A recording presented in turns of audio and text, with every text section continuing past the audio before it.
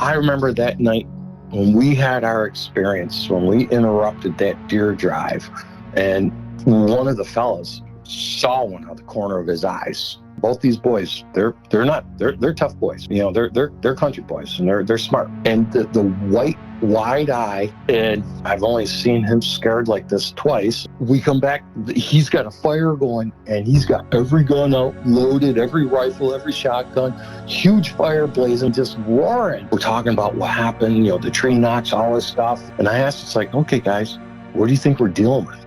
All three of us at the same time, it was like this admission of guilt, a Bigfoot.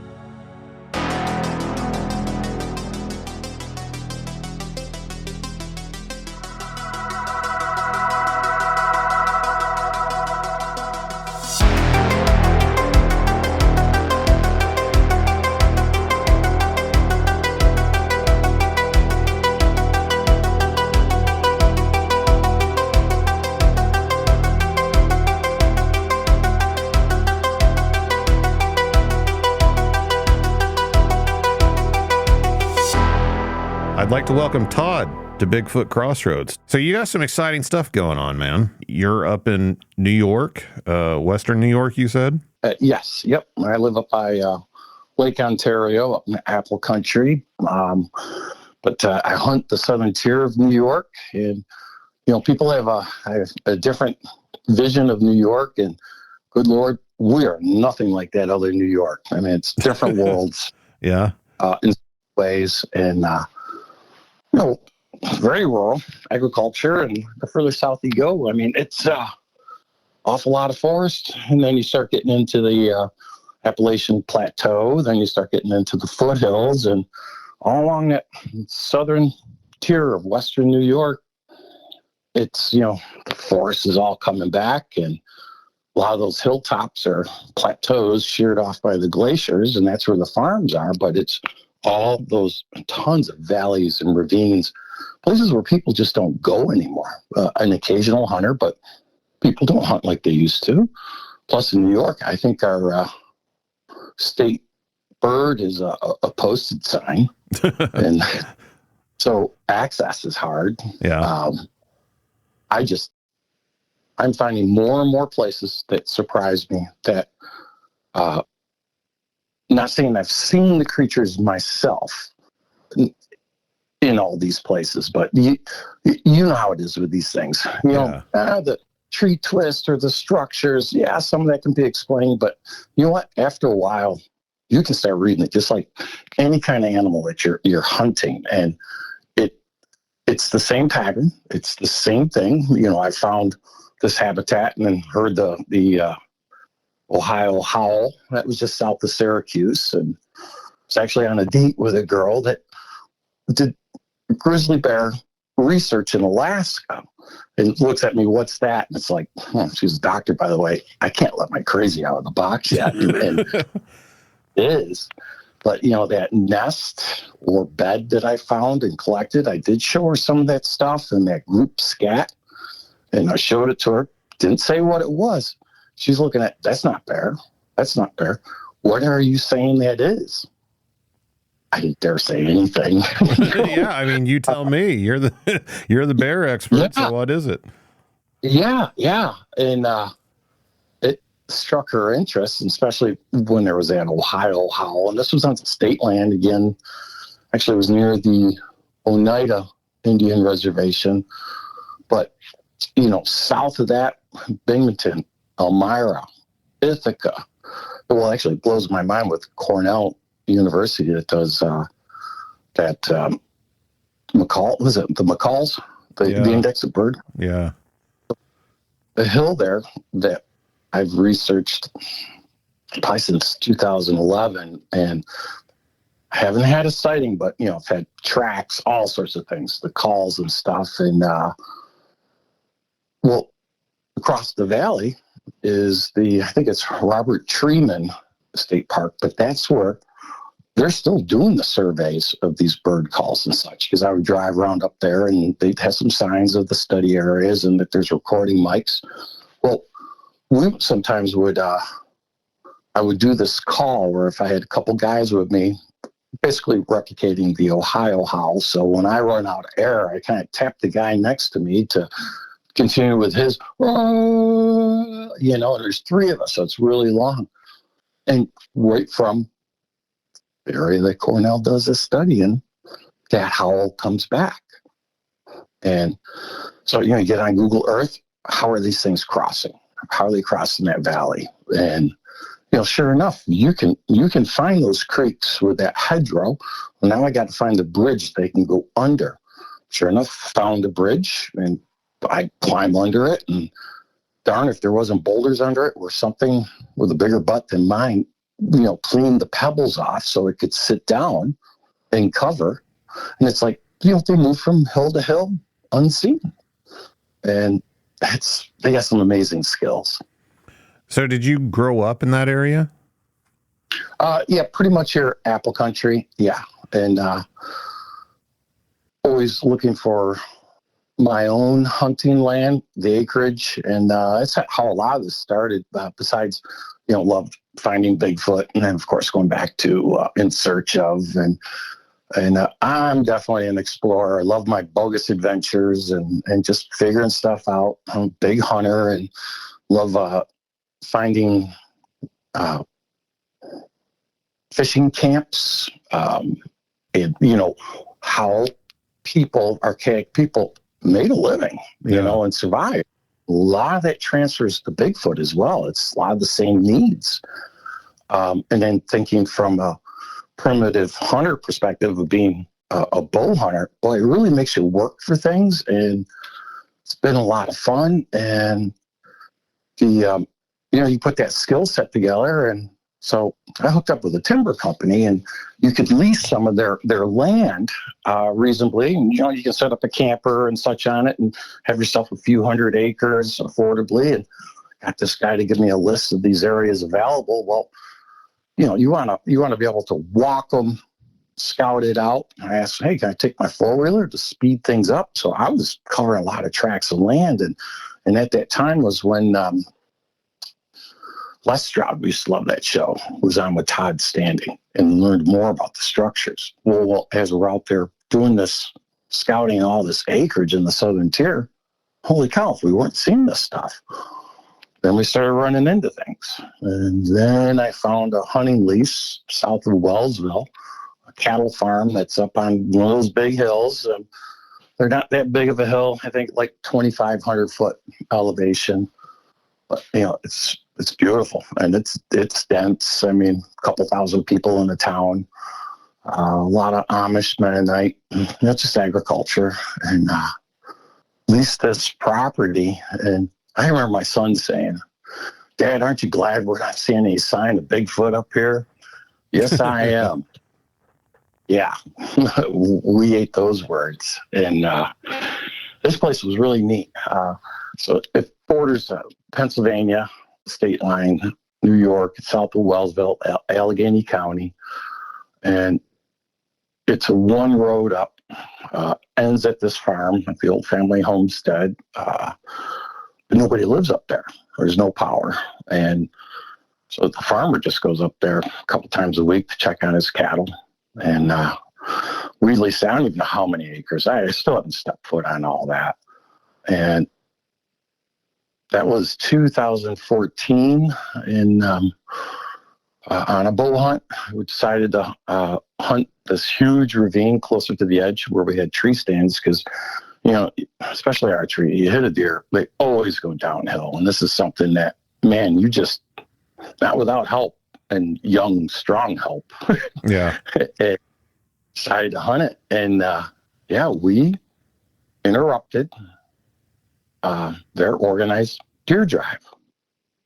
Absolutely. And the communication, the whoops, and we're all texting each other back and forth, and what? It sounds like a Bigfoot whoop. And I'm like, no, it's just somebody's beagle bawling in there, and it's the valley, and it's manipulating the sound. But boy, it does sound like a whoop. And then they're coming closer. Then they're start sounding like 600-pound owls communicating to one another. When the wind would blow, then it would lay down, and then there'd be the rock clacking. back and forth, and we're spread out like 500 yards between us, kind of in this linear line. We're each experiencing something. And yeah, we're hunting the edge of this overgrown pasture, and deer come in there for the same thing. And, analyzing it later, you look at the prevailing wind, the thermals, the covers, all the elements are there. If I was early man and wanted to, get the maximum yield for the lowest risk, the maximum benefit, least amount of calories, and you had friends that you could communicate with, this place was just set up for a deer drive, because up on top of the hill, this is up where we'd have our toy hauler, was a machine shed, and he stored this huge inventory of round bales for the cattle over the winter. Well, the deer yard up there, especially over winter, so now it concentrates the deer, which therefore would make sense to concentrate these creatures, and it allows them to approach from a wooded side, a concealed way. Prevailing wind's always in their face, and and there's many reasons why I've drawn these conclusions because of if this was my woods, and you can hinge cut trees, and you can sort of funnel and nudge deer where you want to go, that's to your benefit. Well, that's what this place looks like. And I've been studying this since 14 at this place. And if I really would love to have a drone one in the winter, so that each spring I could analyze the difference of these trees, because some are carry-ins, some are push downs, some of them are naturally come down, but I think that they're moved, because ultimately it keeps funneling. And it gets down to this lower part where people aren't, and it's a barbed wire. The cattle don't go down there a lot. And there's these 3-4 points since 2014. I continue to collect suspect hair off of those locations. Not anywhere else of all the miles of farm there. And I'll run it with a side-by-side and check. I mean, well, you can't look for hair and run it. You got to be pretty slow. All the same points, and what makes sense with all those points, they all give an advantage to a predator with all those benefits, like I was saying, and ambush element. And so ultimately works down to where the spring comes out of the pasture, starts eroding, getting deeper, and it gets to the edge of that valley where it truly drops off. Well, it creates this like a hole. I mean, it's 15, 20 feet deep, probably 40 feet across. And on the end of that, the fence was double stacked there to create a wall. Well, they nudged these creatures, the creatures, nudged the deer down to that. And I referenced that as the kill box. And that's where they can close the hunt. And all sorts of cobble, missiles of opportunity. Deer are burst animals, so they're not like man's more of a long distance runner. Right. Deer are burst, so you can wear them out. And there's these couple ambush points, and it's just like, I don't know if you hunted, but back in the day, in the 70s and 80s, especially being the young guy, you'd be the dog going through the bush, doing the a deer drive and set up in strategic locations. And that's essentially what this was. And it's what we experienced with what we were hearing, so on and so forth. And, I talked to the farmer about it, and he's real, I know he has more experience than what he's telling us. Well, in fact, the first night there, paid for the lease for the season, and setting up the toy hauler. My son's making a fire. We'll put some venison burgers on and say to the fellas, like, hey, stay for a venison burger. And he's going over getting his truck. Oh, no, I'm out of here before dark. And I'm like, what? And he's on a mission. He's out of here before dark. I'm a real no-nonsense guy. And I got these 2 17, 18-year-old boys with me that I'm responsible and wrestling with the door, like open and close it. What aren't you telling me? I didn't know if there was, a grow up, moonshine, meth lab. What are you telling me? What happens at dark? Yeah. The place just freaks me out. The funny sounds, strange lights, which I've asked him about. They said he never saw the lights before, but that one stuck in my head. And so he kind of had me off foot. And I remember him pulling the door out of my hand, slamming it closed like he won the contest, and cracked a smile, and he punched that diesel and he was out of there. It's like, oh, well, yeah, it was just a couple weeks later. Yeah, all the above. He's had several close Black Panther sightings there. And historically went back. I mean, I actually talked to his sister that picking berries up there had almost face-to-face with one, and that was in the 70s. And I love that mystery as well. Yeah, that's a big one here as well.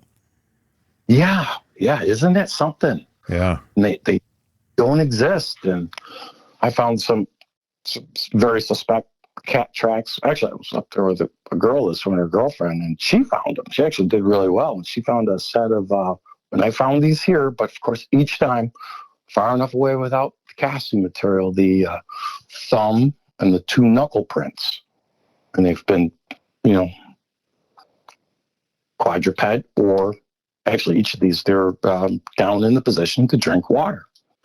And, when you see these prints, they look half like an out track, but that thumb coming off.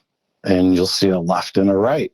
And the gas well up there, I always check those because sometimes they dump some of that. I guess it's like some kind of saltwater compound, and animals will come to that, like a salt lick.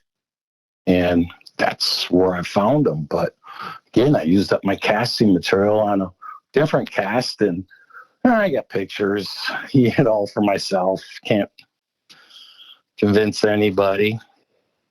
If anybody's listening, I hope they're taking notes, because you've already dropped several gems that I agree 100% with. And one of those things is out here in Oklahoma, we have quite a bit of like oil and natural gas wells. Big well country, in case anybody didn't know that. Some of those old storage tanks and well sites are good locations to go look at. And you mentioned the salt water. Brine, that's what it was. Yeah, brine. Anytime you have a place where there's some sort of natural salt lick or mineral deposit, that's also a great place to go and look for tracks and signs of these creatures. Absolutely. And right near that, one that was really interesting to me was there's an old maple sugar shack there, with the evaporator, and this place had all the sugar roads, and I went in there and cleared them with my tractor, and anyways, quite an extensive operation. So I suspect they were doing this through the 40s and 50s, and we were up there one August, and some wicked storms come through there, and I wanted to get out of that woods before it came down on us. We hopped in the truck to get out in the open a little more. I'll take my chance in a diesel, and made me think, you know what? I want to go look at that sugar shack, which is right near this gas well, and it has a pea gravel floor. Now, when you walk in this place, it's all overgrown. So when you basically, the saplings didn't grow up because of the eaves of the building. So, when I walk along, my shoulders along the side of the, rubbing on the building as I walk along, and then the saplings grow up, and it's got all this pea gravel floor. And the front side of it towards the driveway, it's got a couple planks, boards pulled off, and I would call it a murder hole. In other words, if you were a sniper, you could be in there and watch somebody come by, and the door is out the back, and and the doors, it's just a doorway. Sure enough, there's this compression, not like deer. And when deer go over the same place, they really they muck it up, they dig it in. Right. Yeah. Well, son of a gun, if we didn't find a big track in that pea gravel, and we casted it, but it was tough to see. But to me, what I really liked about it showed the foot flexing over this tree root that had grown up over it. So, like, I know my foot wouldn't bend that way; it would bend like your hand. And then by that murder hole where those boards were footprints, maybe the size of mine, but they're sunk down like 2-3 inches in this pea gravel. So something a couple 100 pounds. There's no way in heck. Who's going to walk barefoot? And, well, before I go to too much weird, this was one of them. So we're casting those tracks. So, to tie us back to the storm, I'm sorry, made me think about, would these creatures use this, during a line squall? And yeah, I believe so. And I think that they were absolutely just using it because that's that first smell. I haven't had that. And everybody talks about that smell. And boy, it was like we bit right into it and cruised by on the ATV. And it's just like you bit into it, turn around, came back, you bite into it, and then it's gone again. And, just like everybody describes it, of course, it's out in front of the sugar shack. And while we're in there casting these things, now mixing the stuff up just randomly, turned to my buddy. It's like, Bigfoot could be on that outside of that wall right there, looking through one of these cracks, looking at me, going, "What's with this guy and the infatuation with my feet?" Yeah. Yeah, we're joking about that. Well, the gear that I needed, the fella was with me. He would go out that where those boards were pulled off. He'd duck under, and it was shorter walk, and he'd go out to the ATV, and there's a ditch to cross, and he'd be bringing stuff back and forth for me. And I had this big set of loppers because I wanted to cut that tree root to include it when I lifted that cast. So as he's walking in, he's just carrying those loppers and just see how they worked. He just snipped a couple of the small saplings as he walked several steps, harvest that cast. But I come out the back door and walking along under the eave, my arm, shoulder right against the building and the saplings, there's like this starburst glyph right in my walkway, made with other sticks and made with those saplings that he just cut. That he just cut off the tree. It was made when we were in there. And it was right off the spot where I made that joke, and it made me feel like, who was really the thinker of the thought? And, we could start down the Bigfoot weird now. I mean, yeah, that's pretty strange. Isn't it? Yeah. And then the funny part too, because I'd started videotaping, but of course I didn't get it out quick enough. Just before I hit it, the fellas with me, Dave, I'm like, "Hey, Dave, do you see this?" And he's working his way over there. He only walked past that once, and that was hours ago, and he was going in and out the hole. And as soon as he walked up and we both looked down at that glyph in the ground, pow, there was a tree knock. And I'd hit the record button just a second after that. Would have been cool to capture that. And in the same location, there used to be a gate up there. And so 2.5 hour drive down there. Boys fall asleep, warm to the truck, pull up, tell my son, "Hey, can you get out, open the gate? I'll drive through, close it." Well, he's like 17 at this point, and you get your favorite hat. He's into girls, so he's funny about you get the hat hair. And where's my hat? I don't know, Mason. Just get us through. It's somewhere right here. We never found that hat. We looked crazy for it. I mean, like neurotically all weekend. It was special to him. Week later, coming down there, pull up to that gate again. "Hey, Mason, wake up. Open the gate." As soon as the cab light came on, the hat was rolled up like in a way of being like presented, and on his feet, like presented. And he sees that, immediately turns and punches me, like, "Dad." And it's like, Would I play a prank on my son? Yes. Would I hurt him like that with his favorite hat for a week? So last year at this time, I don't think I'm at liberty to say, but did part of a documentary up there with a fellow that's a retired sheriff detective, writes a series of books. Okay. And very well known. Very well known for his series, for sure. Yes, yeah. I'm not under an NDA. It's just I was asked not to, and I'm honoring that. Respect it, yeah. And, yeah. And they're doing some B-roll down at this place. It was just beautiful, perfect for it, using a drone.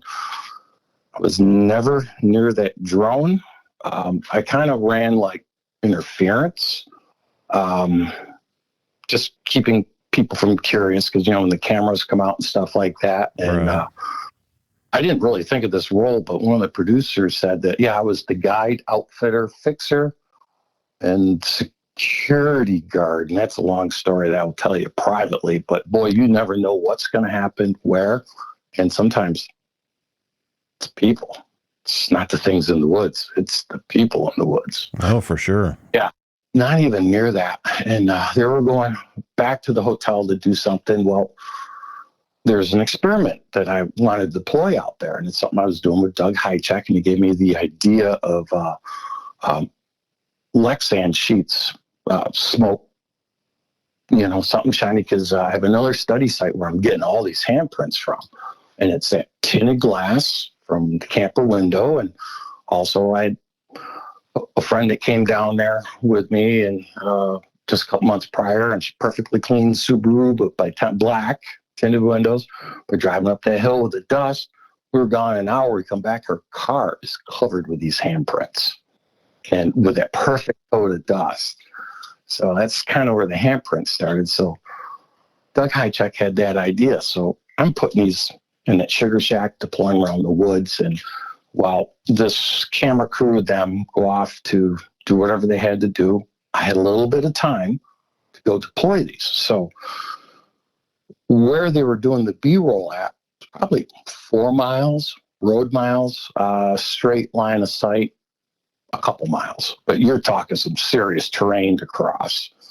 And as I'm cognitively driving up this hill, I'm trying to be efficient with where am I going to deploy these? Because there's pretty good ditches off the side of each roll and each side of the road. And where and why I want to put these sheets.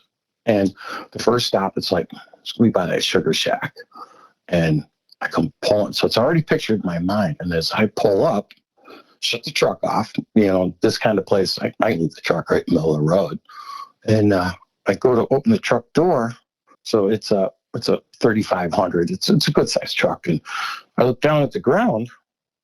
There's something in a plastic case. And I watch the road when I drive up there because a lot of sharp rocks, and I've replaced more tires on ATVs and trucks up there. In other words, I watch where my wheels are rolling because it gets expensive and it sucks having flats. It's like, I didn't see this. And it was right where I was premeditated going to stop. When I opened my truck door, if I didn't watch what I was doing, I'd get out of the truck and I'd step right on it. So it's just like a lens in a plastic case.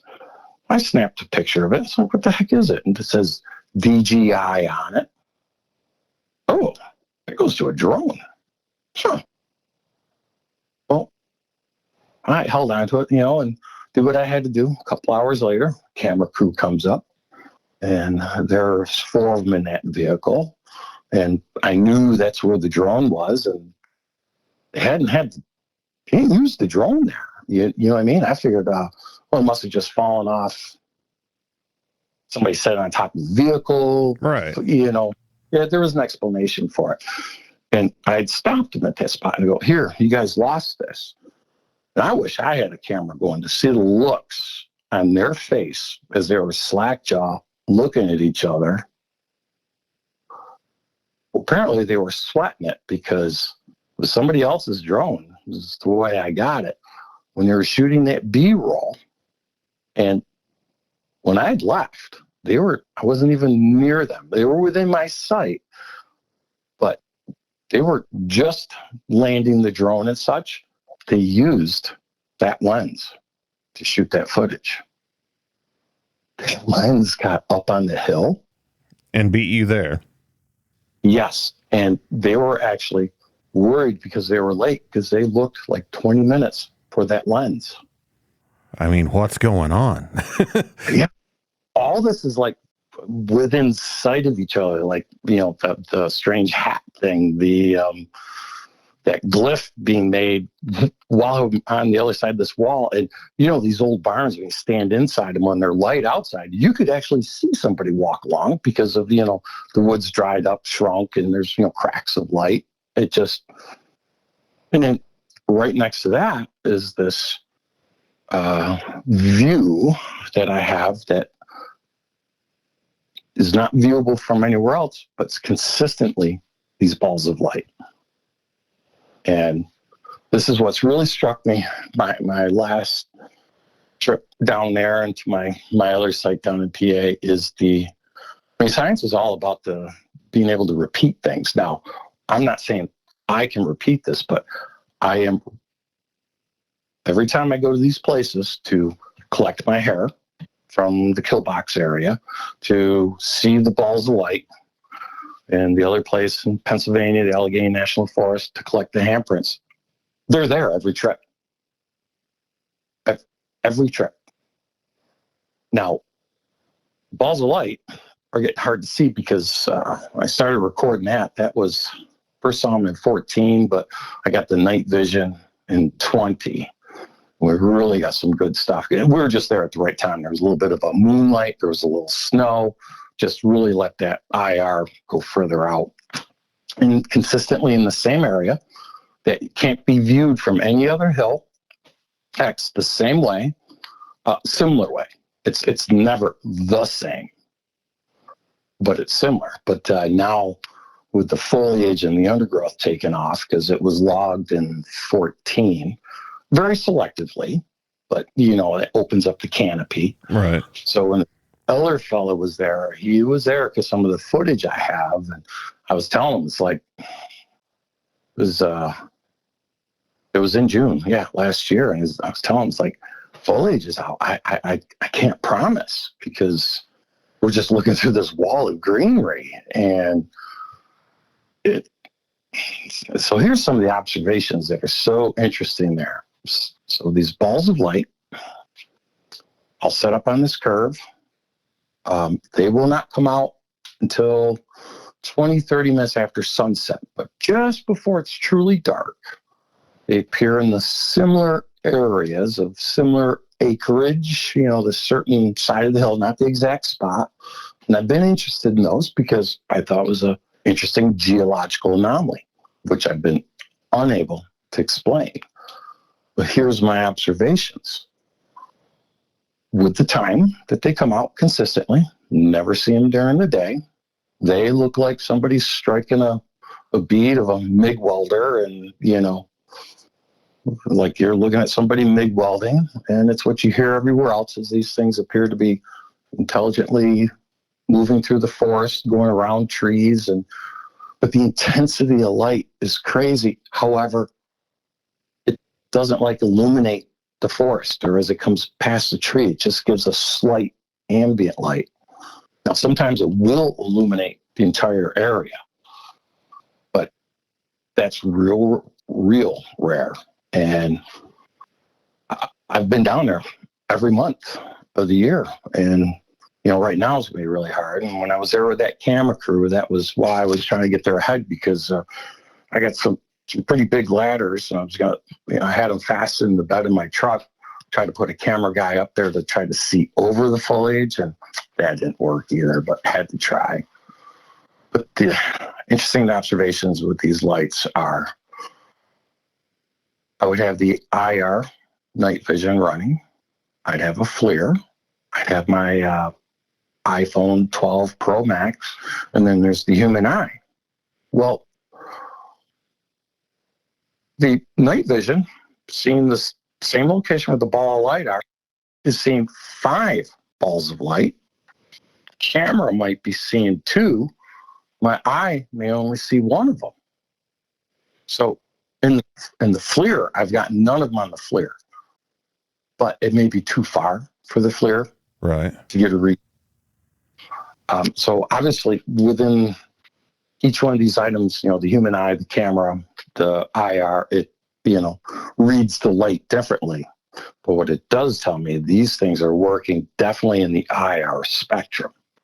And I know that after the sunset, there's something that changes with the IR spectrum and light rays around this part of the earth. I can move the gear closer to these lights because what's between us is this logging landing. And where they load the timber trucks and they yard the stuff in up or whatever. And so I can set the cameras up there. The lights will never come. Will never be there. I'll pack everything up, give it a couple hours. I'll go back up to the curve, which would be like 200 yards away. Lights will come right back out. I've done it repeatedly. We've left the gear running and left the hill with digital recorders. And, the diesel, especially Cummins, it has a certain drone that kind of picks up further. And stuff will turn off about like 11 or 9 minutes after we leave. And we'll go down and get coffee, and we come back like an hour later. The files will restart about 9 or 11 minutes before we get back, and you'll hear my truck come back up. I do not know how the files even stop and start. And meanwhile, they captured nothing while we were there. How far away are they from like the curve area? 220 yards. And I've driven over to where they appear, and I've walked it. And the only one thing that I found was a really, really interesting tree structure that, again, looked like an asterisk tree starburst. And that's about the location where they start.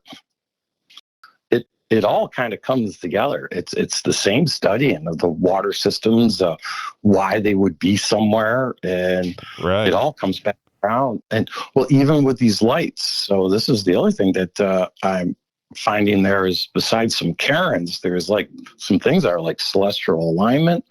There was some copper that was mined out of there. There were some battles at. And this is kind of like the Western Gate for the Senecas because, it's strategic features. But do you happen to know if there's any quartz in the ground around there? Oh, yeah. And it had all the right elements. The other thing I learned, too, the creek that's right at the bottom of this ravine where, they were doing this organized deer drive out of, confirmed through the DEC. It is one of the natural brook trout streams, but it's inaccessible because of the physical location. And then back to the posted property. Well, the guy I leased this from, he's the one that posted. So, there's your higher brain food. The deer yarding up is crazy. And again, it's an inventory of the and where those bales are sitting. And those round bales, the deer, it's like a cave on the other end that you could crawl into. And when you drive up there in the winter, the deer do not move off because their other choices are tough. And it all makes sense. Part that I forgot that was really interesting about the kill box. Talking to the farmer, getting him to open up about some of these things. And he told me a story about when he took the family farm over. It'd only been crop farmed and hadn't been any, cattle or anything on it in a long time. So he got 185 sheep, really good at cleaning that stuff up, cleaning up the hedgerows. And in a short period of time, he had to take the 5 or 6 remaining sheep to market. He lost 180 head in a very short time. Wow. And in that kill box, now at this point, I didn't know it was the one in the same location. He was telling me about the gruesome task it was of cleaning these dead bodies out because he's afraid somebody was going to turn them into animal control. And all like piled up where that fence that double fence is and right into that kind of like that hole. So something funneled them in there, and there hadn't been any cattle on there in decades. And we'll come to find out, further conversation with him, it's the one in the same spot. Now, there's been some changes. He's run a fence parallel to that. And what's really interesting that I observe is how they continue to manipulate and take advantage of what's already existing and manipulate what's there with some of these tree falls and carry-ins and creating this funneling system. So where that was one of the, let's call it a wall to box something in, was changed it a little bit, the dynamics, and how something has adapted to that and doing the same thing, but just the final close is a little bit different. And it keeps evolving, and I keep documenting it. It reminds me, I call it hasty works. The boys and I, we used to do Civil War reenacting, and it'd be what Civil War soldiers would do quickly to throw up a hasty works of logs, trees, limbs, and stuff. And it's this parallel line that works to the advantage of the wind. And just behind that is the barbed wire fence. And again, it's under the hemlocks. And that barbed wire fence, the way I see it is something wanted to come out of cover quickly.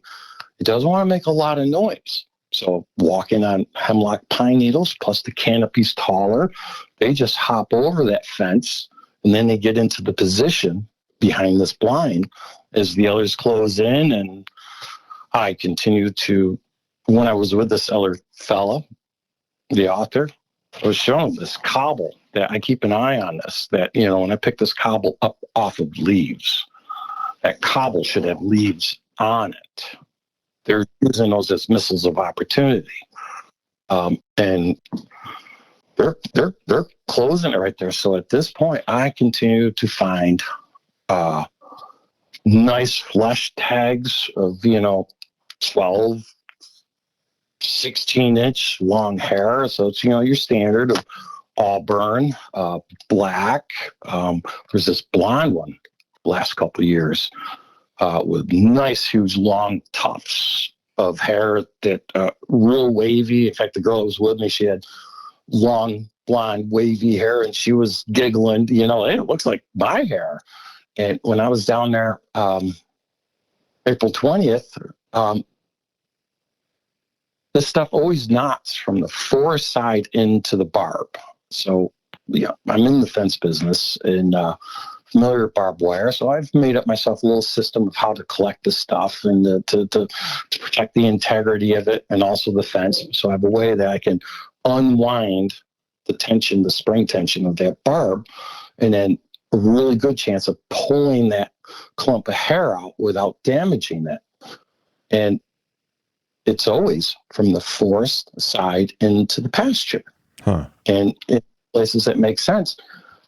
I was collecting again and it was in some of those videos I sent you. And it was really hard for me to film myself, as I do it. There was other videos better than the tripod falls over or something. And honestly, I was a little tense because I was there alone.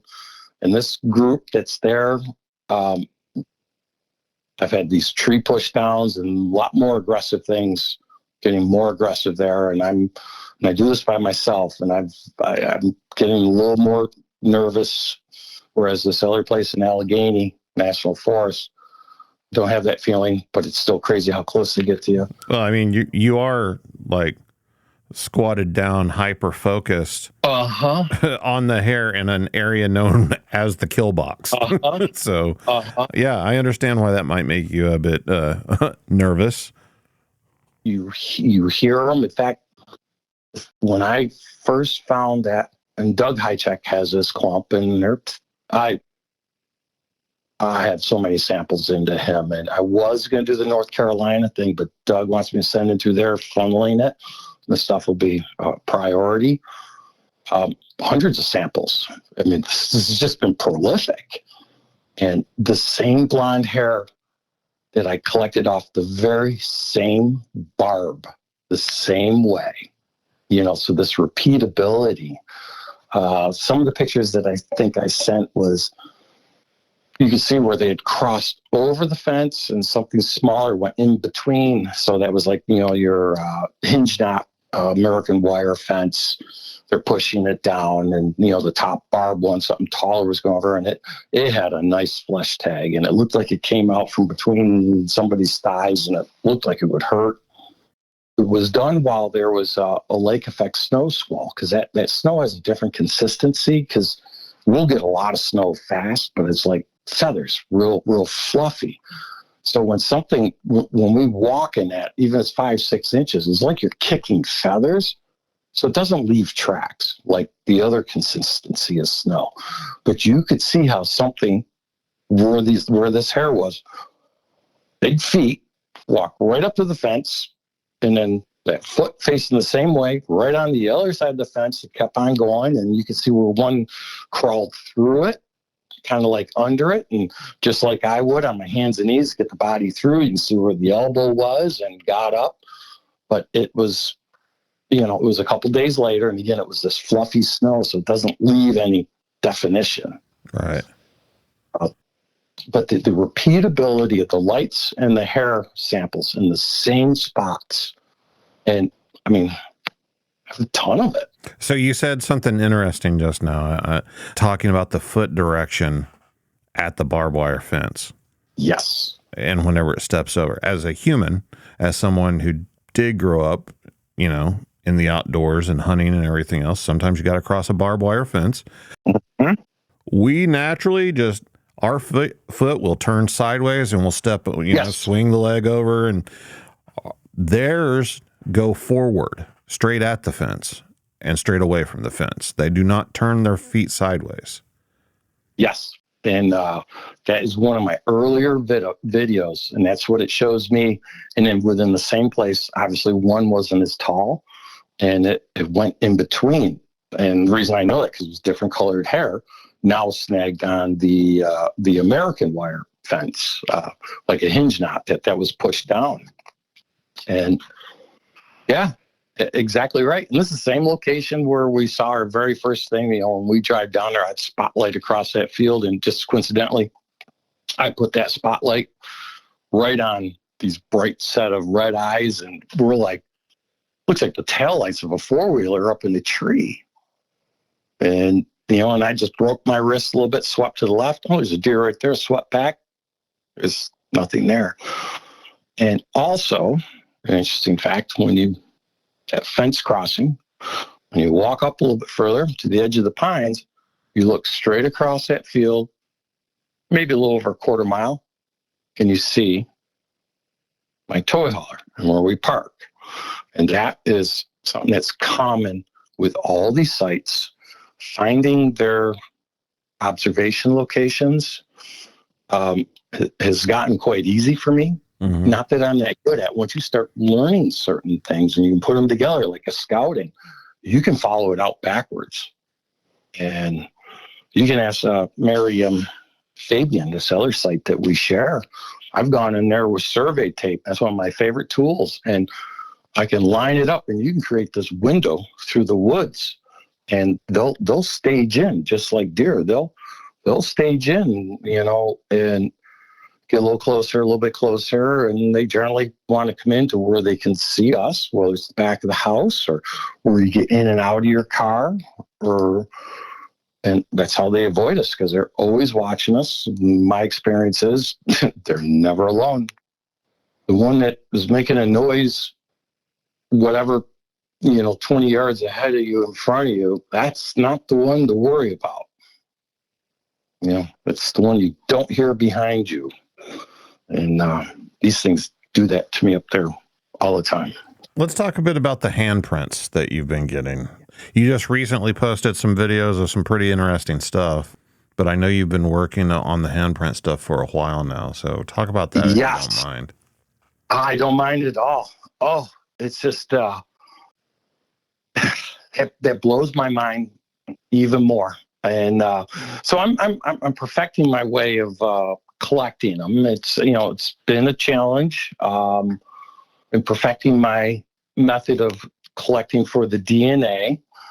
And because, it's that sebum. It's like that waxy print that they leave. Kind of whitish. It's like a paraffin's what it reminds me of. And you can't clean it out. September 23rd, one looked in my truck cap, that tinted window, in the rain, and actually documented the opposite of the surface tension of water, how it would repel oil. It actually touched the window and compressed the water in its hand with the oily substance of its hand. And this happened as quick that I came around with a camera and actually was able to see the water bead out of that oily surface. It had to work its way out of it. Like if you ever did any vinyl graphics, how you get like an air bubble and pop it out. It was kind of just like that. But what I didn't realize, it also leaned to its left with its left hand so this truck's an F-150, to look in the back door of my driver's side to peek in there. And I didn't see that. That's permanently in my truck cap. And it's still there. And I've lifted it. I'm looking at the latent print right now, and I've cleaned it up. I can't make it go away. It's like etched into the fiberglass cap. There's a location in Oklahoma that, we'll say, a restaurant. And this restaurant has dumpsters behind it. And we found some really interesting handprints on those dumpsters. These dumpsters are set back behind this restaurant, and they're right next to a barbed wire fence. And on the opposite side of that barbed wire fence is all Native American owned land. So nobody's on it. You better not get caught on it, at least. And these handprints are actually on the back sides of the dumpster by the barbed wire fence. They're not from the restaurant side. And the interesting thing about these handprints, besides the shape and the size and all that stuff, it was like they were baked into the metal. Mm-hmm. Mm-hmm. Just like what you're talking about on your truck. It's like it permanently imprints on it, this substance, and it just becomes part of the object. It does. And even with the glass, because there's 4 or 5 surfaces that I continue to collect them off of there, and I clean it up. And so I could be down there 6 weeks later collecting new ones. I can see where that other stuff had like balled up and was just like I was just pushing around with a cleaner. And, from the time before. And it's almost like when you work with rubber cement and you can just kind of put the stuff around, but it still sticks. Right. And yeah, it's amazing. And they'll stand up in weather. Doug Hitchek said I was the first one to document it repelling water. And just this one time only. So that was there was a hurricane coming through the remnants of it. And this is Allegheny National Forest, Forest County, Pennsylvania. So this is like air miles, 60, 70 miles south of this other location, but it's not the same family. These people are referred to affectionately as Grandma, Grandpa Bigfoot. And these creatures come right up to their house. They treat their pets well. They've been doing it for a while. So my truck is in the driveway, and I'm backed up under the eave of the garage a little bit because of this rain. Got the tailgate down, and so they've, we leave some casting supplies and stuff, and they've casted some prints, and other researchers have borrowed them to show them at places. And you know how those casts are kind of brittle. So yeah, spread them out along the tailgate. It's getting to be evening, and I'm trying to think of, there's got to be a way with the materials on hand in his shop that I can build something to kind of support these so people can still look at them. And people come, Grandma, Grandpa Bigfoot, they're like, hey, take a break, come in for dinner. And gone an hour. and just before I head back out, the woman of the house, she's sick, so she spends a lot of time in this like hospital bed, one of those beds that will adjustable beds, and she actually has a 4-year degree in wildlife biology, and she's got a heck of an eye. And out this one window, she see my truck, and they have bears there, and she's like, "Careful when you go back out to your truck." I saw something black just on the other side of it, like underneath it. Well, it wasn't really under the truck, but and the time of day, and the bears are there. It's like, okay, and I'm not really used to dealing with bears like this, so it's like, okay, I don't want to walk around the corner, surprise them, and I walk around the corner of the truck. All right, it's good. And I go back to the castle. She comes out on her cane, and she's like, you need to check your truck window for handprints. Oh, okay. And I kind of lean over there and literally saw those handprints for me. Wow. And this is like dinner time. It was only gone from the truck an hour. She could see these things came out of the brush strategically across the yard to leave their 2 handprints to look in the cap of my truck and to get away. This stuff happens there all the time. And why? What's the motivation? And it's too much risk, but it's repeatedly happening. And I'm not the only researcher. There's a fellow from Canada that comes down, of course, Mary Fabian and Dave Wargo is kind of an independent guy, and we have an awful lot of fun there, and we challenge each other and share stuff.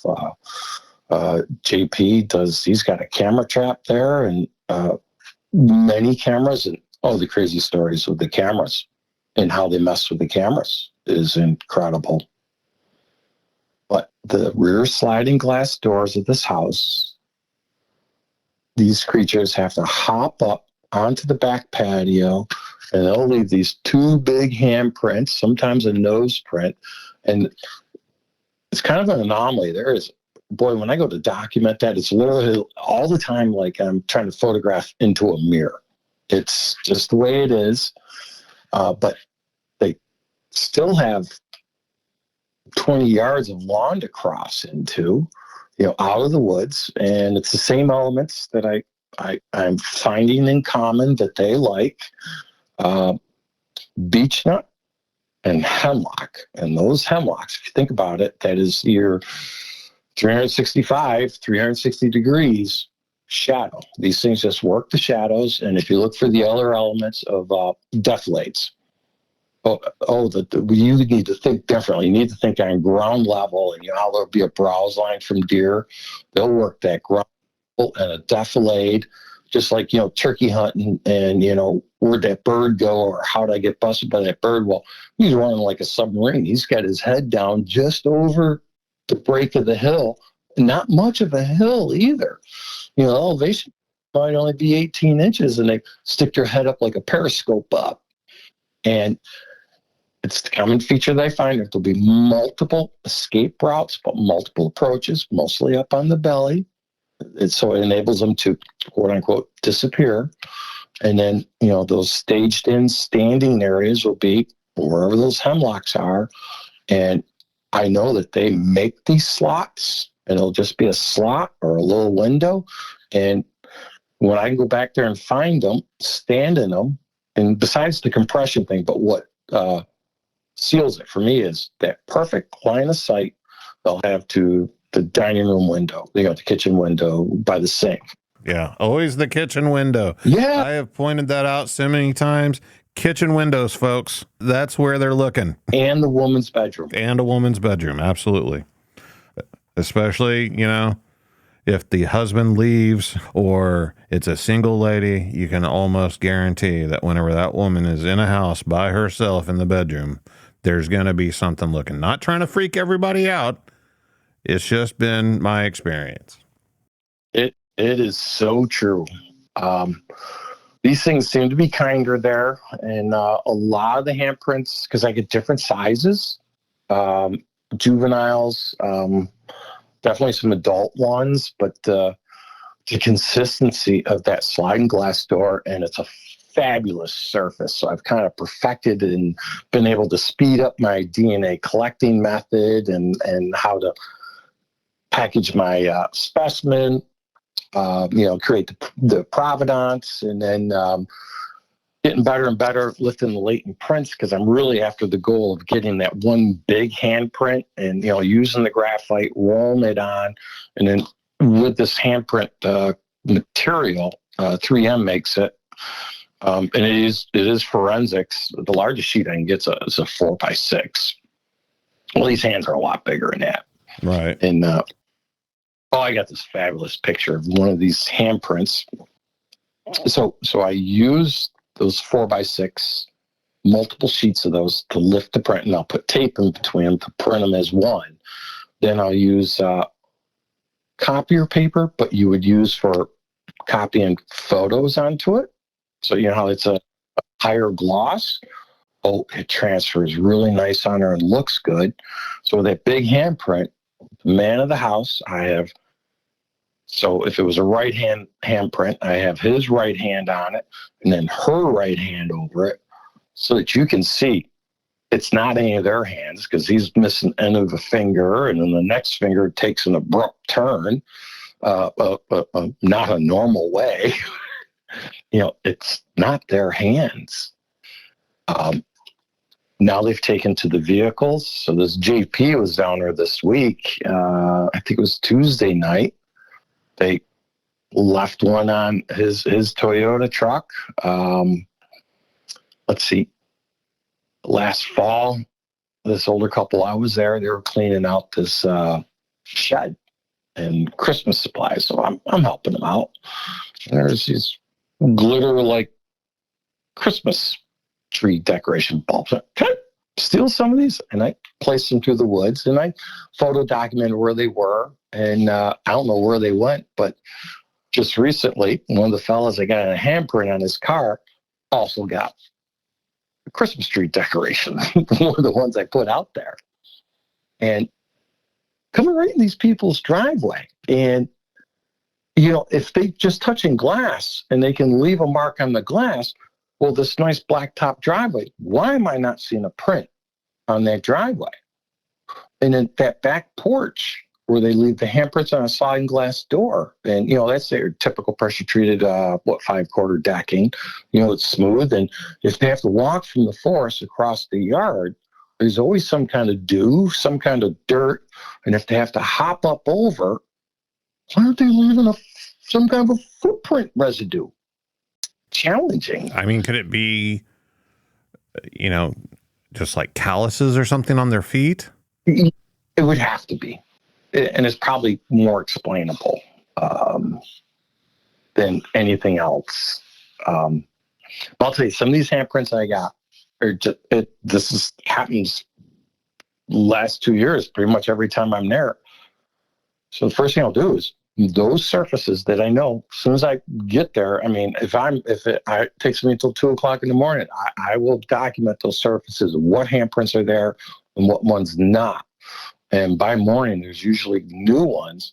But what would be crazy is I'll be out parked in that spot in the driveway and getting all my gear set up and stuff. And when they hop up onto that back porch, it makes this like low frequency bass sound that I'm not real cognitive to, but this older couple will be with me, and I'll see them look at each other because they're familiar with it. And I heard the sound, but if you didn't point it out, I wouldn't have really been aware. And they're like, that was the back porch deck. I'll say, I'm a gun. We go look. There's new handprints. This is like noon. Why? I mean, it's got to be a game. It's got to be a game. Absolutely.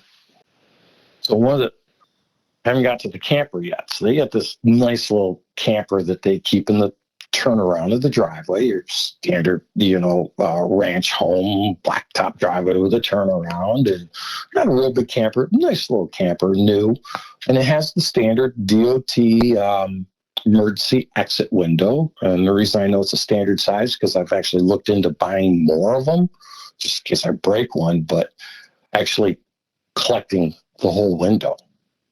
And that was $230. It's like, no, it's good to know in case I break one because I've taken out a pulling that camper in and out to lift the prints and do different things differently. Sometimes I can do it right off it, but we sleep in that camper. They will sleep in the camper. And actually the most prints I ever collected off of it was when the woman was out there by herself one night sleeping in the camper. You know, the dinette window, the backsplash of the kitchen sink, and, you know, that right by the big bed, master bed, whatever you want to call it, right there, and the emergency exit window. It's like 20 by 30 or something. It's a DOT uniform size, and they're all tinted. And that window is so consistent, and hopefully you can see that video, you know, and my YouTube channel, it's not really looked at that much, but boy, what of a stunning moment it was when first saw those and trying to figure out how to document this. And it's like, I mean, up there a step ladder and had somebody else with my camera, and I put the baby powder on it, and those handprints with the nose print in the middle just came to life. It was stunning. Yeah. It's pretty neat to watch. Oh, that is, and I get them over and over. So when I stayed in there April 19th this year, 2024, I tend to sleep on my right side. So in other words, my face is towards that window, and I'm like, I don't know, 18, 20, 24 inches away from that window. And I always pull the shade halfway down. It's tinted. And then what I'll do is I'll just leave one little night light on in the bathroom, close the door. So there's just a little bit of light in there, but I make them work for it. Well, this handprint, you could tell that they put their left hand on the window and was leaning, peering in.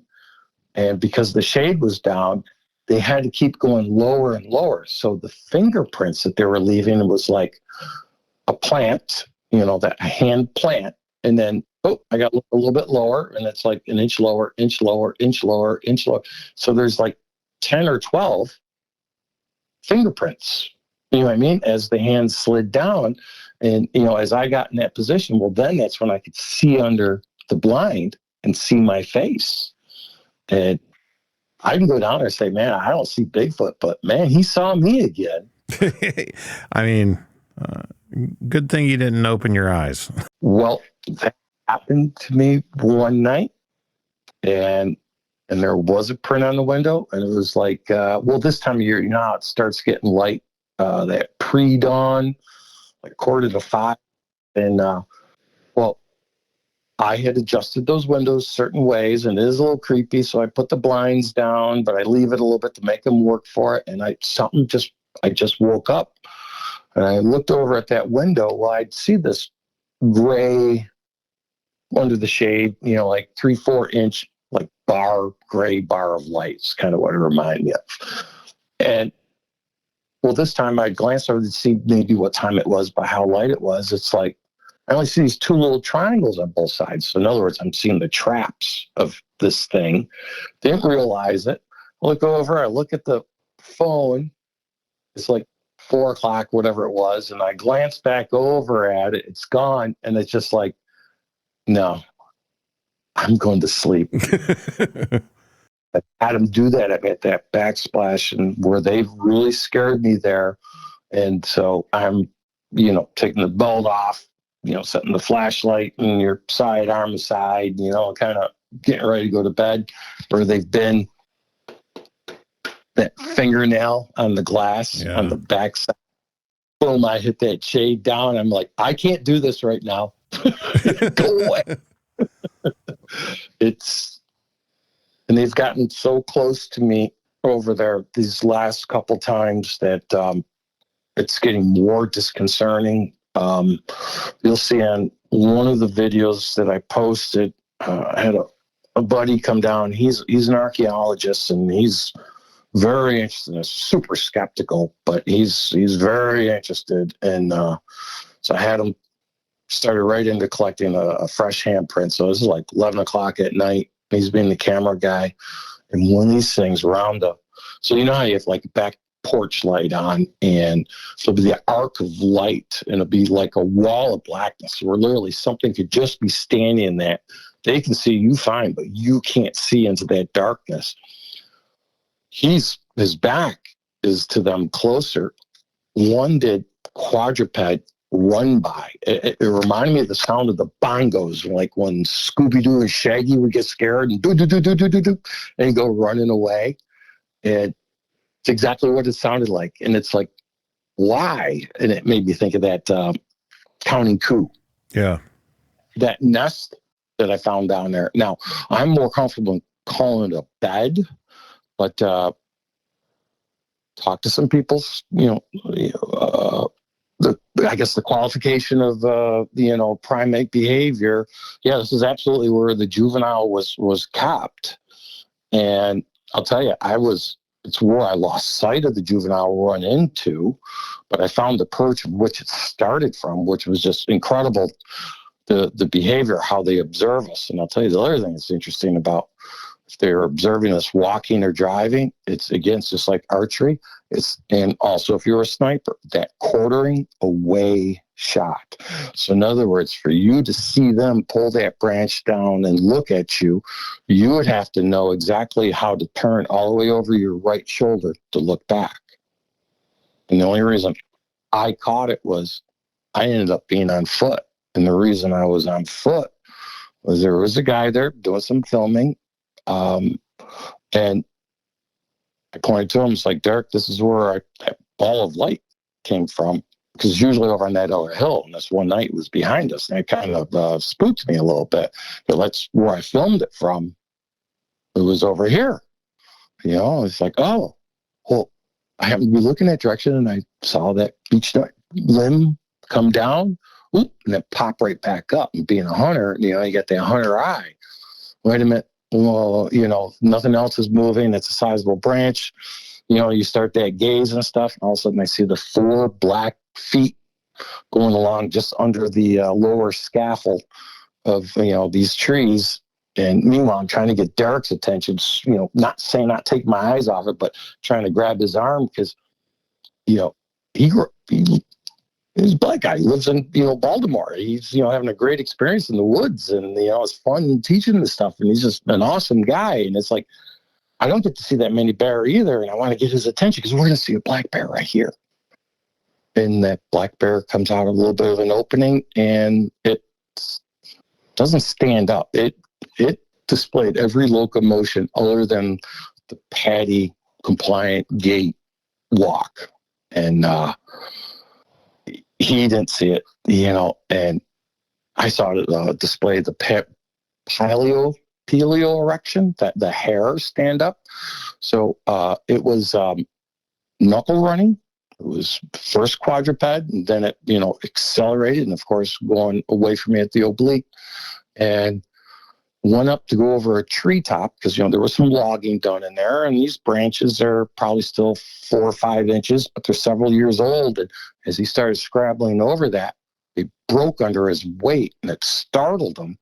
He dropped like 1.5 foot. The hair on his goofy wide shoulders, the hair on those shoulders stood right up, just like a dog, if a dog was startled, angry, or a cat.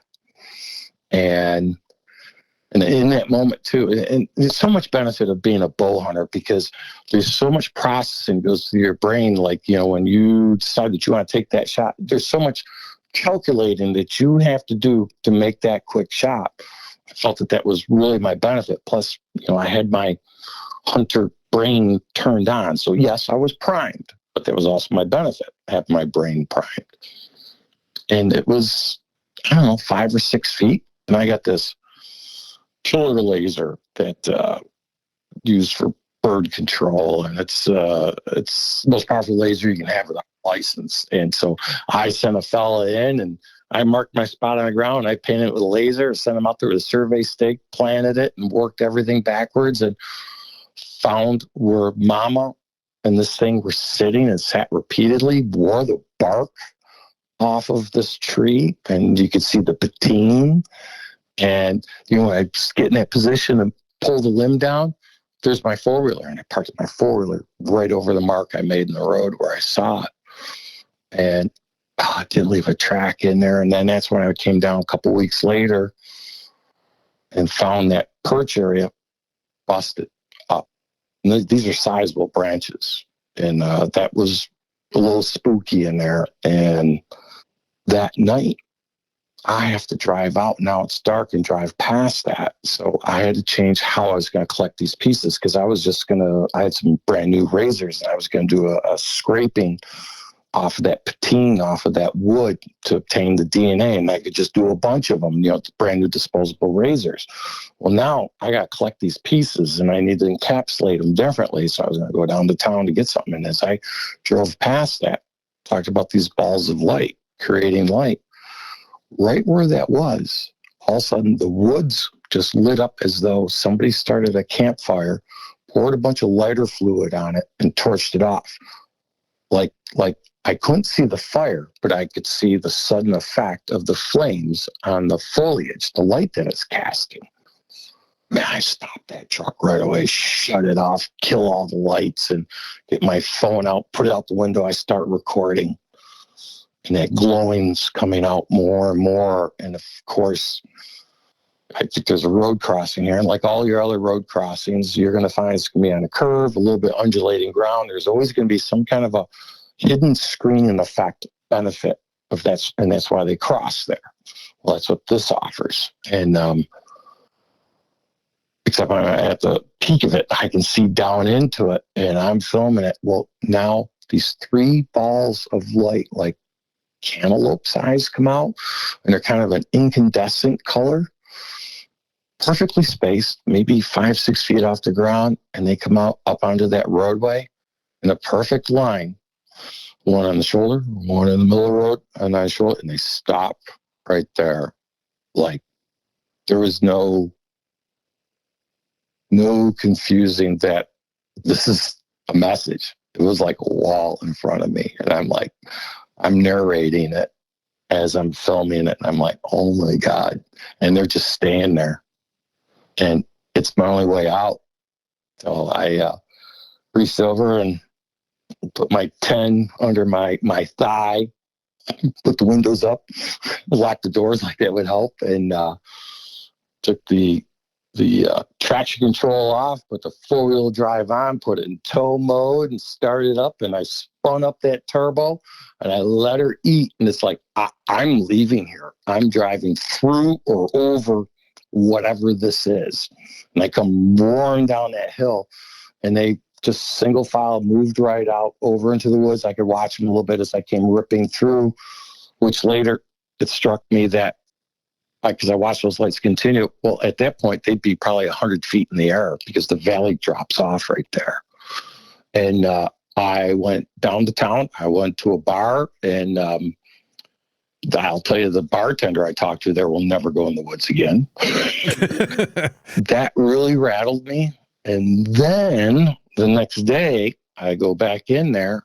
I walked in a little bit different way. I took one of those sugar roads, and I walked just a little bit too far, trying to go back to the perch with my new way of collecting these basically 18 inches pieces of wood, huge chunks.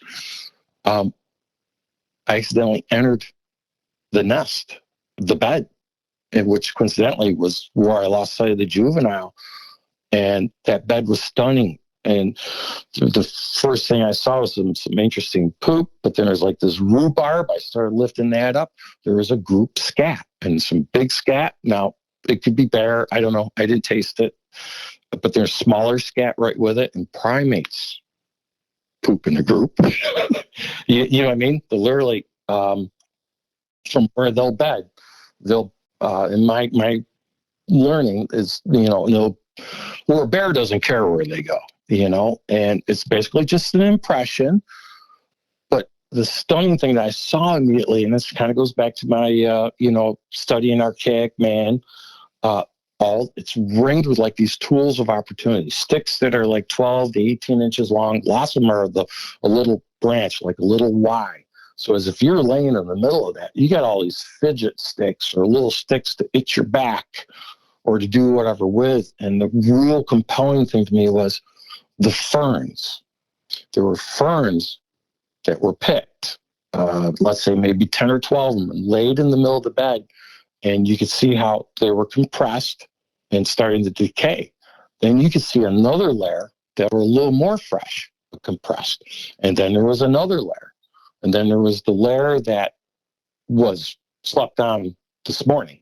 You know what I mean? In other words, yeah, where those balls of light started, something slept on those ferns that was larger than me and picked those ferns from somewhere else to line that bed. And it's where those balls of light came from. And the only reason I originally looked over there and saw that juvenile was pointing out to somebody, that's where I recorded that ball of light. Now, it doesn't make these related, and I'm not going to stake that claim. But boy, sometimes where there's smoke, there's fire, you know? It's pretty interesting. And I collected that nest and documented it. I collected the whole thing. And the hair that has come out of that. So here's some tricks for people that I've learned from this. So if you got a spot, and they will bed in these depressions. So in other words, where maybe a large tree 100 years ago fell out of it and left a crater, right? So they'll lay in those. And I think it's part of like a blind of this organized hunting. And they might only have a few other things. So just think about you, or if you ever taken a kid hunting and you're in the blind, you get fidgety, and every self-respecting hunter would have some Jack Link's beef jerky. Right. Sure. Well, they'll sit in something like that, and you'll see the sticks surrounding it. Well, I found another one of these sites, which, if it wasn't for the woods, all this stuff would be within sight of one another. This like half-mile square. This is why I haven't explored the rest of the property. I don't have to. There's so much that happens right here. Anyways, I take a roll of plastic, something hopefully white, and I'll open it up, or it might even be a series of white trash bags, and I'll just run it along that surface. Let it be nice and staticky. You'd be amazed the hair it picks up just using static electricity. Yeah. Yeah, absolutely. Yeah. And what the hair that impresses me is the stuff that's, 10, 12, 16 inches long. And that was another observation I made with one of those was, so this was under a hemlock, and I noticed that ring of these little limbs. And well, these hemlocks, again, I'm very familiar with deer browse. It's what I do, and also familiar with pruning. I supply orchards and vineyards of, the pieces and parts to grow it, not the plants, but the tying, training, the harvesting, the protecting, and also the pruners and shears. Well, these hemlock branches looked like somebody snipped them with a nice diagonal cut of a Felco Swiss-made pruner. That caught my attention. Or maybe it looked like a beaver did it. But this place isn't right. It's not the right location for any of that, and it's ringed around. And deer has to be pretty crappy. It'll be later in the season, which this was March, and they'll start hitting that kind of browse. But they'll work the green tips in. Whatever was there wasn't eating the small tips of these branches. It was eating the stuff that was like a 1/2 inch, 3/4 inch big, and a diagonal cut. So in other words, if you imagine you had a stalk of celery, a long stalk, and you put it in your mouth, and you were to put it in the side of your mouth and bite on it, we're going to get that shearing effect like a pruner, and it's going to be on a diagonal of this, right, like a stalk of celery. And that's the way that these were, in a clean cut. And it was really interesting. So, you do your homework. Well, Eastern hemlock, the medicinal value of it is incredible and loaded with vitamin C. So as this creature sat there bored and didn't have the beef jerky to chew on, it, took care of itself. In which they've studied this with apes and chimps in zoos and wondered why that they chew on it, and they concluded that it was salt. Well, I actually have the exact information on that. I don't need to remember enough. The medicinal value of the eastern hemlock, loaded with vitamin C. It's an astringent. It's also used, your old Appalachian doctors, if you had abscess, you would work your gums with that. Diarrhea, an astringent, vitamin C. It was everything that made perfect sense for something to eat that end of the branch, to work it in and kind of like take care of its teeth, right? And that makes sense because all animals, they could live a long time, but the one common factor that determines the length of their life are their teeth. As soon as you lose the teeth, you don't eat. It would make sense that something smart like this would take care of its teeth, plus being bored. And ironically, the only reason I looked over there is because I watched this hen walk by and cross over there. I was interested in where her nesting site was, and it was like a perfect little ambush point.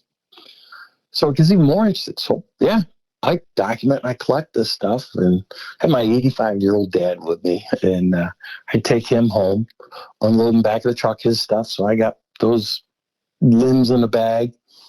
I have to unload those first. And just at that moment, a neighbor had walked up with her dog, and I'd set that bag of those hemlock sprags down, and that dog tipped the bag over. The dog was like quaking, not shaking, quaking, and pulled one limb out. And the dog sniffed and inspected every single inch around every single one of those branches. And there was one in particular, was the first one honestly caught my eye, that looked like you could see if somebody was really like chewing on it, turn it like a handle. You know how you would handle a pine tree? You're gonna kind of like an abrader. You're gonna take some of that bark off, and if you had oily hands, you'd see some of the patine on it.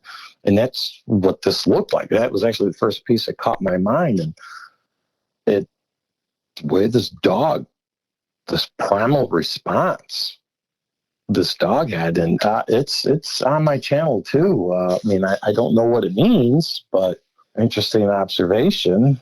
Yeah, for sure. Man, I'm jumping all over because no, I'm enjoying it. I don't have an elevator pitch for this. There is no way I can shorten this up. Again, I really appreciate you and your old shows that you did with them. I remember that night when we had our experience, when we interrupted that deer drive, and one of the fellas saw one out the corner of his eyes. And he's like my son, and both these boys, they're tough boys. They're country boys, and they're smart. And he actually went next year, go on to be a Marine. And I've only seen him scared like this twice. And the other time was when he was down there with me again.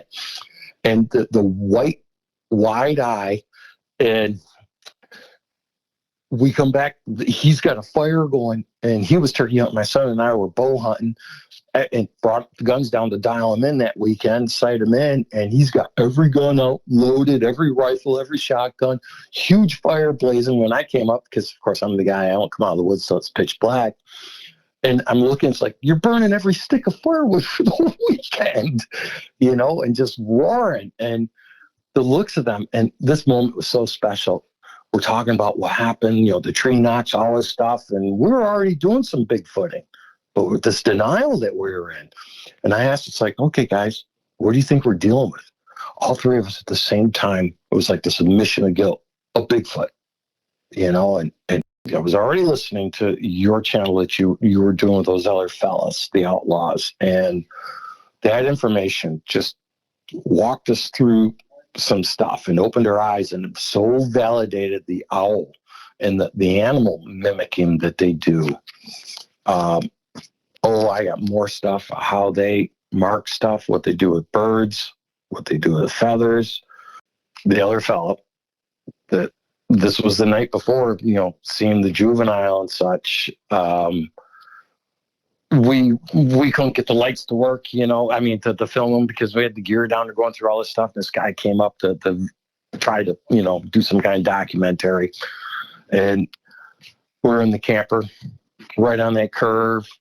And it's Memorial Day weekend, 2020, and sitting at the dinette. And I'm leaning against my head against the camper window, and Derek was the same way.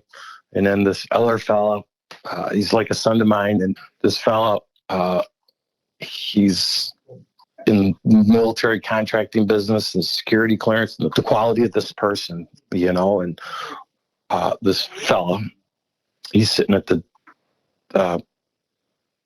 couch perpendicular to us. So basically, he's looking out the dinette window of a camper, and we're facing having this conversation. And all of a sudden, again, the eyeballs go way up. You see the white above the eyes. He's a big boy, too. And he's a couple years out of the Marines. And, that weekend, he was working with guys in the field with names that he doesn't even know their names, but go by like Mongo. They're real life trigger pullers. And so, he has that persona as well. And all of a sudden I see him pull his hands over his groin and start shriveling. And then he starts tipping over and like going into a fetal position. But meanwhile, not taking his eyes off of us. But Derek and I all of a sudden realized he's not looking at us. He's looking between us. He's looking out the window, and and I've had a couple accidents, so my neck doesn't turn that fast. And Derek, he's a real athletic guy. He jumps up like so cartoon fluid, like out of the seat. Wow! He just saw movement out of the corner of his eye. I didn't see anything, and my young man there, he had an Apple Watch on, and his resting heart rate went from like 67 to 147 in an instant. And to watch this thing melt the primal brain, and my belief, and this is because of my injuries, of one of the things that they do, this is not even to a hypothesis stage, it's just a speculation through observation, that with this ultrasound, low frequency, that they're vibrating the vagus nerve, because there's something that's affecting these other animals, and every animal has a vagus nerve. And if you change that, that's the thing that creates the fight-flight message. And you can physically press on that and change your state. And it's along the ear. You can calm yourself if somebody's in the trauma mode. You can calm them down, but things can also trigger it as well. And I've had that fella and another guy that literally just did other high-end performing things like that too in the military, and he got blasted next to me, and he melted down too, which was crazy. And these are not guys to melt down, but here I am feet away from both of them, and nothing happens to me because I'm already broken. It's literally, you know what I mean? With this neck injury, it's already banging into my vagus nerve, so it doesn't affect me like that. But to see how it changed them. And this fella, he curled up on the couch, and I've known him since he was 7. And he's like, I want to go home. I want to go home now. This isn't fun. Todd, I want to go home now. I'm not kidding. It's like, wow, And so I'm getting ready to go out there and got to get certain things on and certain lights, and I'm trying to calm him down. And I give him a weapon that actually was his, that he started hunting me with, and I actually bought it back from him, made a nice little concealed carry gun, and I'd given that to him. It's loaded, and he just his behavior, and I'm interested in trauma, in psychological trauma, and for reasons, and I've become a student of that, and what he went through, whatever came up to that window, and I asked him, what did you see? We've talked many times about it. It melted his brain down, like whatever it was, did something to him and got into his head. And his response was, we don't have a gun big enough. What he described, what he saw, and it was a typical trauma thing that, like images are blocked. And I've been through stuff like that where you can get a hyper focus of a situation, do really well, or there'll be pieces and parts that you performed incredibly, but you don't even remember doing, you know? And I think that's what happened to him. What did you see? And he's like, well, if there was a ghost of a Bigfoot, he saw the ghost of a Bigfoot. If they could cloak, he saw one cloaking, or he saw one of these balls of light that looked a little bit different, came up to the window and did some kind of Martian mind meld on him. You know, because I proceeded out that door, and incidentally, I put plastic down in front of the camper because, you know, it was raining, and, you know, I'm a bachelor. I hate cleaning. I'm not the cleanest person, but I figure out if you can keep the mud out, I get away with not cleaning. Well, if whatever walked on that would have left muddy footprints if it came from the mud. There was nothing in front of that window, and I'm really proactive about, I just don't come bursting out into things for certain reasons, but I'm analyzing. I don't want to destroy anything as I go into it. Plus, I'm trying to be hyper vigilant of what's around that corner in the darkness, with Derek following me with a camera. And oh my God, I give that guy so much credit for following me. And I had my FLIR, and I have to wear glasses now. And, you know, I had an injury that you know, so I kind of got to keep these things on. And also, you know, so I got a light on the end of this pistol with a laser. Not like it's going to do anything. It's probably just, you know, it's a little peace of mind for me or whatever. And have the FLIR up to my eye, but I'm not taking my glasses off. And I'm also not going to mess up my peripheral night vision, because my peripheral vision has already been compromised because of what happened. And so it makes me even a little more proactive. And I am seeing this 2 heat signatures just off into the goldenrod just before it breaks down into the valley, you know, the edge of the forest. But, you know, 50 degrees, it's kind of raining. I don't know what a rotting log looks like with this FLIR. I haven't really tested that far. And is this just 2 decaying logs that are here? But also aware of the game of, you know, the Missouri Shuffle, or at least that's what we call it up here. Don't necessarily pay attention to what's in front of you. You know, there's going to be a noise behind you, and sure enough, there's a stick that breaks. And part of this eye thing too, my connection to where a sound is skewed. And so, I'm shameless. I asked Derek, exactly where was that sound? Because to me, it's like, you know, 90 degrees to my right. I need to know exactly where. And he's like, no, it's off over here. Okay, I'm going to trust what you say where it is. And I want to hit record on this FLIR. But, you know, in that trauma moment, one of the things that we start doing is, you know, that blood flow to that real tactile sense, you start losing that. Everything starts pulling back to the core. Plus, it's a little cold, and you know how the TK Scout is, and that little bit of braille, I can't feel to record, but I need this in the moment as a tool to help me see. And we were just in such a vulnerable position. And then all of a sudden, out from the other end of the camper, like right in front of my truck, this tree is slapped like an open palm. And this tree is kind of sitting like on a hedgerow. So in other words, it makes a perfect roost for songbirds. This is 12 o'clock at night. When that tree is slapped, you could hear it vibrate up the tree, and you could hear all these songbirds flush out of it. And I didn't want to turn around, but of course we turned around.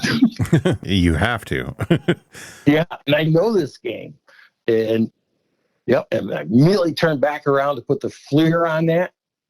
And, you know, those logs are gone. They must have rolled down the hill or something. Too late. Yeah.